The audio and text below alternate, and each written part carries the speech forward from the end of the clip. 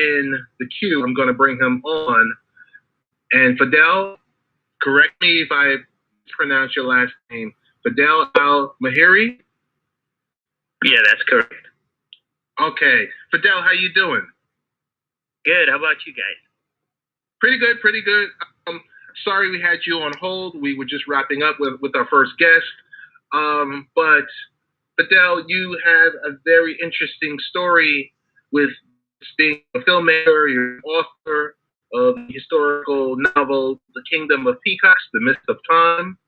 But you also wanted to join us and talk about your Muslim faith, and it's the fastest growing religious group in the world. But in the United States, Islam is viewed often negatively because of constant news of terrorism and other heinous acts. But as we all know, the average Muslim seeks peace and security as much as anyone else. So I wanted to give you this platform, wanted to thank you for coming on, and give you the forum to tell us about yourself, about your book, to tell us about your faith, all the above, tell us about Ken Dick. Sure, sir. Well, thanks. I'm very happy to be on this show. As a fast introduction, like you said, I'm a filmmaker from the United Arab Emirates. I started making films when I was during my university years. I was working in a tent, which is T-E-N-T, outside my house, but it was a modern tent. I did short films, and they were like kind of the garage story in parallel to what it is in the American way. And from the tent, I established a company at 2454, which is Tent Pictures Productions. And from there, I wanted to pursue my career to become a filmmaker, which brings us to the core of the platform, as you said, which is my faith, our side of the story. Now, like you said, many American Muslims, the way I see it in America, when I was visiting there and I was studying there in Florida, they condemn against extremist violence, because this isn't what Islam is. Islam strictly condemns religious extremism and the use of violence against innocent lives. That's a true fact. Any average person would understand that. So what I try to do from my side is tell our side of the story, but bring it in a more positive platform. That is, tell it through whether it was a film or whether it was my historical book, Kingdom of Peacocks. Nevertheless, we can't shy away that the problem remains a responsibility on us, because we're not telling the stories the right way. Now, extremists, they're acting these acts of terrorism, targeting innocent lives, property of civilians, in the name of Islam. So there's something wrong here. And there aren't any voices that is standing against that. And here, I feel... No, sir. Fadel, go ahead. Yeah, and here I think that it's our responsibility to have our voice cry out against those individuals that are taking the flag. A great American Muslim hero just passed away this week, Muhammad Ali. He was one of the most, I think, iconic people in the world that took that banner and stood against the forbidden acts that is happening around the world. I mean, this is just the right time, the right place, and you have just the right icon who can be an inspirational figure for us. And I think that's Muhammad Ali was an inspirational to me, not only just to pursue my dream, even to what we are talking about right now. So true. It's so true. And it's, I try not, we usually don't talk politics, even though we were just talking about a voting app that,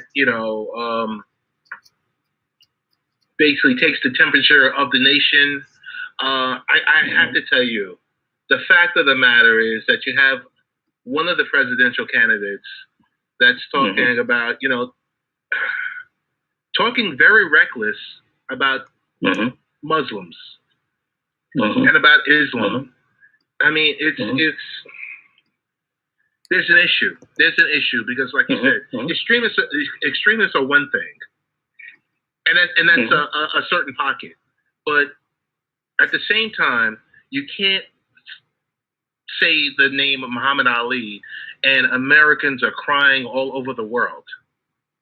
Yeah. So it's I don't know. It's a strange, really, really, really strange situation. But you have someone that's so beloved, and then at the same time, you have the depiction of what's people believe that the Muslim faith is about. Yes, exactly. I mean, just to add to that, there are many American Muslims who are civically engaged in the lives of the American, like well-known American Muslims that they come to my mind. The first elected U.S. Congressman and Mohammed Hamidin, the mayor of Teaneck.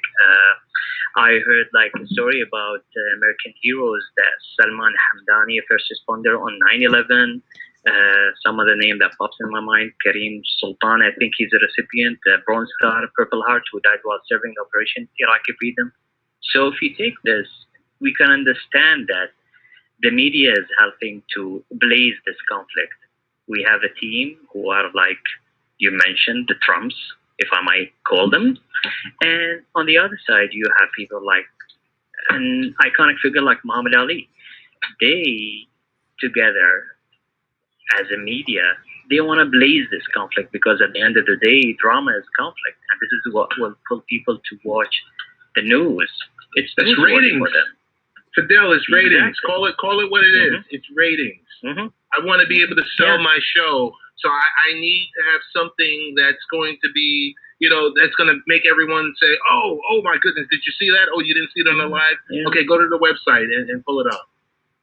I mean, yeah, and it's getting votes also. That's I mean, any average person would understand that this is just a circus. Fidel, I gotta ask you, if I wanted to begin exploring Islam, and this is for non-Muslims, give me a few things that I should do if I want to learn more. I mean, I know I can go to Google. I know that much, but tell me.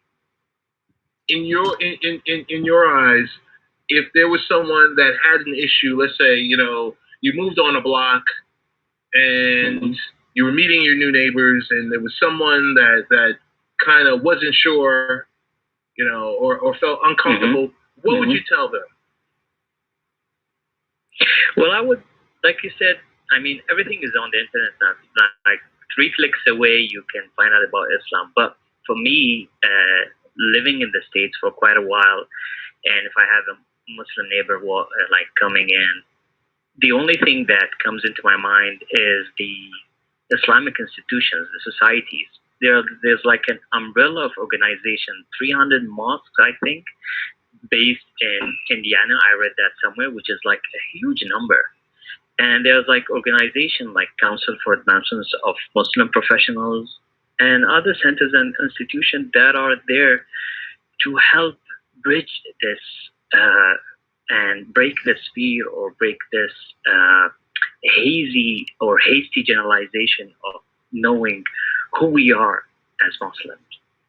Because at the end of the day, once you go in there, once you ask, once you walk into a mosque, once you meet a Muslim brother, at the end of the day, we're all one. We all have a universal feeling. I believe that. And once you exchange this healthy dialogue between each other, you would understand that whether you were a Christian or a Jew or a Muslim, we're all the same. We are just all the same at the end of the day. Gotcha.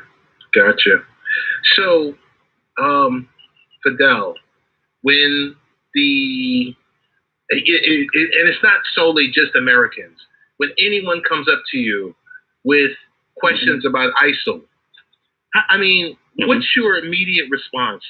How are you taken back? Or are you kind of like, hey, let me help educate you? Or what's your immediate, what's in your mind once you hear someone that's uneducated about the Muslim faith and they start asking questions about ISIL? Well, to me, that's a very good step, even if the question is quite sensitive. I try not to take aback by or be considered saddened by such questions because I can be sensitive about these issues. At the end of the day, we should face the fire. What I tell them is that the political arena, whether it was ISIL, whether it was Al Qaeda 20 years ago, whether it was the Red Army during the World War II, this is all product of many years of war and political agendas that's been weaved behind our backs. What we get at the end of the day is just the crust. We don't understand who they are, where they come from. There's a lot of questions. So if they come and ask me about ISIL, it doesn't matter if they're carrying the flag of Islam. That doesn't mean that they represent Islam. I can go out and carry like the flag of any army I can come up with just to get, like you said, the votes or to get the media frenzy or just to get the attention. To me, this is all a media frenzy. The groups, what they represent, it's shallow. You can't just make it like a capsule. The Muslims are ISIL. That's it. No, it's larger than that. What we have is the crust, and what the news is showing is just an extremist group, a gang or thugs coming together, acting in a very extremist way just to serve their political agenda. Fadel, hey, tell us really quick, because we're going to definitely have to have you come back on, but tell us about best ways to find more information about your book and also about Tin Pick. Yeah, my book is available on Amazon. If you can just click Kingdom of Peacocks, it's available there. It's available on Barnes and Nobles, an ebook. There's our options there. We just had it on the Apple Store 2 weeks ago. And if you want to know more about me or us, you can just go to my website, www.tentpick.com, and we are there. Gotcha. Fadel, I want to thank you so much for joining us.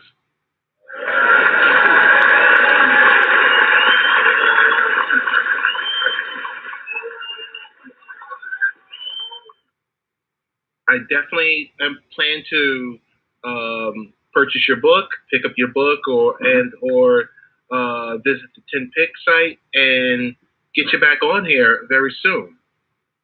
Sure, my pleasure. All right, thanks so much. Thank you.